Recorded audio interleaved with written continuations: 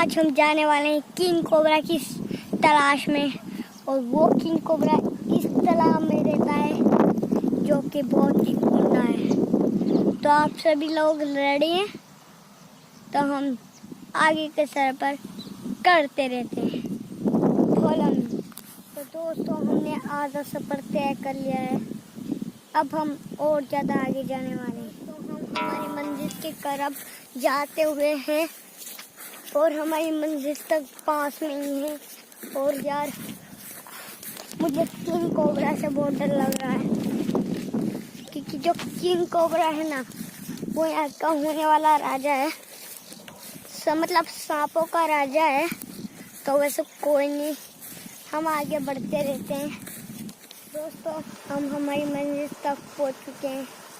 यहाँ तक खाली पानी है और किंग कोबरा है, तो हमें संभल तक रहना होगा। तो चलिए हम आगे बढ़ते हैं।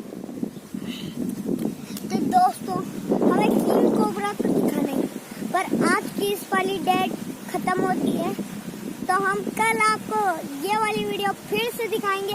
अगर किंग कोबरा हमको मिल गया तो हम आपको